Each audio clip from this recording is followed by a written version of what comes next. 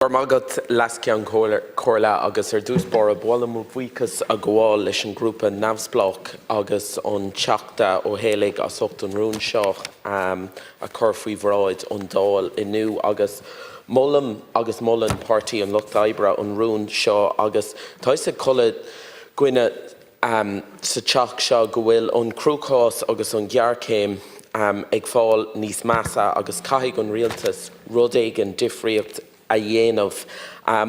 I support the general thrust of the motion and I thank the Independents and others group for bringing it forward. And I suppose, look, this is my fourth time in my short time as a TD that a motion has been brought forward in this vein. And I would love this time maybe if we could see some genuine engagement from government other than, you know, the standard counter motion that says that everything is going okay and that we should just continue in the way we have been. Obviously, last Friday we had the figures that 15,378 people are now homeless, including 500 people in my own city of Limerick, including 224 children. And my own local authority has over 107 tenant in situ cases on hold, and they tell me that given the changes to the scheme that they're going to be lucky to be able to do, you know, 20 to 25 this year. And last Friday I wrote to the Minister and I set out a number of practical measures that I believe could and should be implemented in order to try and meaningfully address this. The first one of these measures, and the one I would really like to implore the government to take on board, is to finally pass the Homeless Families Bill that Jan O'Sullivan introduced in 2017. There was talk last year that this bill was going to be in the government's miscellaneous housing bill. It never actually made the bill, and I think it's an important and practical measure. I've begun the steps of restoring this bill to the order paper, and it was actually supported by Fianna Fáil in opposition. And under the current legislation governing local authorities, children actually have no official rights, and the existing legislation is 35 years old. And it reflects a different world, a world where homelessness was something that really only affected single adult men. And look, this bill is a simple measure. It means that local authorities would have to assess the needs of children in homeless families as part of their decision making. And it would require local authorities to assess the suitability of alternative accommodation when, you know, a homeless family decline an offer of emergency accommodation because it's not suitable. And it's designed to ensure that emergency accommodation meets the best interests of children, looking at issues such as access to school, the need for child support workers, homework, play areas, appointments, etc. And look, some local authorities are quite good in this regard, but others aren't, and we need consistency across the board. And look, this bill is already past committee stage, and I'd like to sincerely ask government to work with us on a cross-party basis to get this passed. Another really important provision in this motion that I really clearly support is the need to enact the recommendations of the Kenny report into law. The Kenny report has been lying on a shelf for 52 years, I think now, and we in Labour introduced legislation in 2021 to enact its recommendations. And look, we know land is at the centre of the housing crisis, and many of the problems that we face at the moment, I believe, could have been avoided had this been implemented. The recommendation of this is really clear. It's that local authorities be given the power to do a compulsory purchase of land at its existing use value plus a 25% gratuity. And this would immediately end the ability of land hoarders and speculators to make enormous profits at the expense of first-time buyers. I also agree with the need for a massive investment programme into social and affordable housing on public land.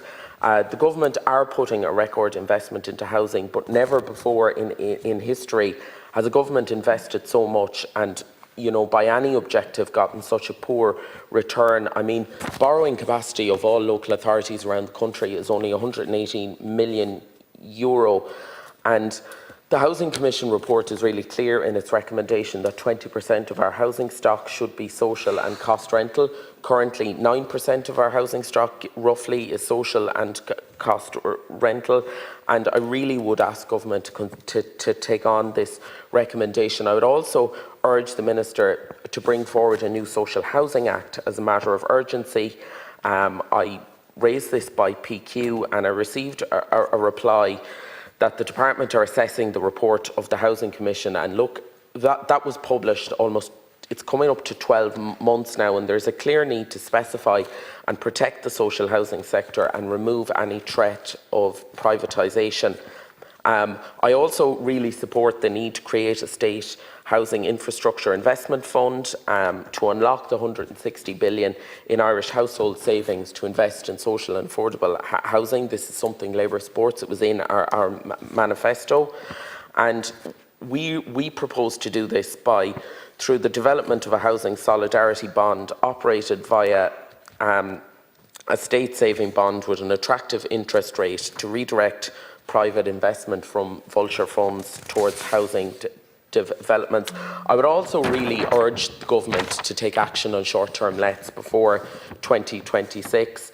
Under the last government, a bill to introduce controls on the sector, including the establishment of a register, was proposed, but was delayed and revised and never actually made the floor of the Dáil. It now needs approval from this government to proceed with full drafting, and I really would ask for this to be hurried. In relation to rent controls, look, we know rent pressure zones, by any objective measure, have been a failure. They are a blunt instrument. They're frequently flouted because we know rents go up by more than the rate at which they are supposed to under the legislation. But I would urge the Minister and the Government not to introduce a sort of a halfway house whereby rents can just recalibrate between tenancies, because while RPZs have been very ham-fisted, they are the only bit of protection that renters at the moment have in the private rented market. And my concern is that if you go by a model whereby the rent can recalibrate between tenancies, it'll increase the termination of tenancies to increase rental income, and we'll end up in a worse situation than we are in at present.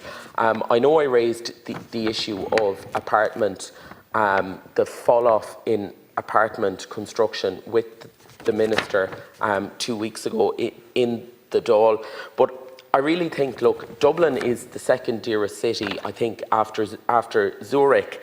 And Belfast, which is about 140 kilometres away and uses, similar supply chains, is the second cheapest city. And I really think something needs to be looked at in terms of looking at how they are able to deliver apartments in Northern Ireland, which is on this island, which is only literally 2 hours up the road at a much lower cost. And I really think that until we address this apartment viability issue, that we won't actually be able to meaningfully address the housing crisis.